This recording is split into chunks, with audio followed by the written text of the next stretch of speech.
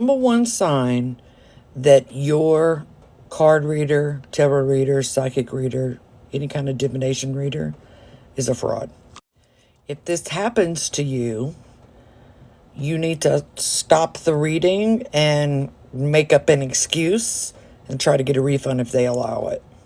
And this pertains to someone who has never read you before and they don't know you personally. It is allowing personal chit-chat before the reading or allowing you as the client to over-answer a question. Now I'm going to give you an example. So you sit down for your reading. If it's virtual, you log on or whatever, and y'all go through the introductions, and the reader's like, well, so how are you doing today? And you go, I'm fine. But I stumped my foot earlier today, and it gave me a broke toe, and it hurts really bad. And little Johnny's not doing so good in school. They should never allow you the space to do that. The reason why is they will make one of those cards fit the two things that you happened to tell them earlier. They'll be going through the reading. They'll be like, oh, you got the card of misfortune.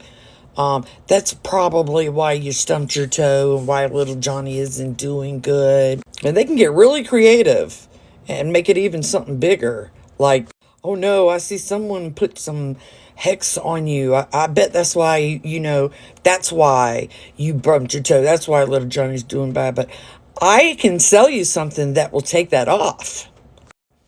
The second thing is they let you over answer a question. So the reader is looking at their cards and they look up to you and they say, do you have any kids? Your answer is yes or no. But a lot of people are like, oh, well, I have two. I got a little boy named such and such, and I got a little girl named blah, blah, blah, and blah, blah, blah, blah, little Stephanie, blah, blah, blah, blah. The minute you start to go, well, yes, I have two, they should have cut you off right there. The reason they don't is they let you keep going because you won't remember what all you said. You won't. But the reader will. And then about 6 cards down, I feel there's a young female in the family that may have suffered an injury, maybe in the right foot. And you'll be like, oh my God, how did she know that?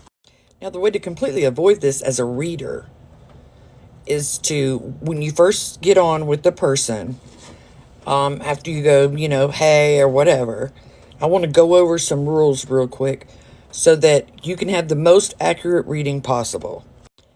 And then ask them not to overshare and explain to them why. Educate your client. So if they do run into it, that's what happens. So if you set those boundaries down at the jump, then that reader knows that you are not going to try to pull anything on them, and they will become educated about readers in the future or ones that they've had that screw them over. The number 20.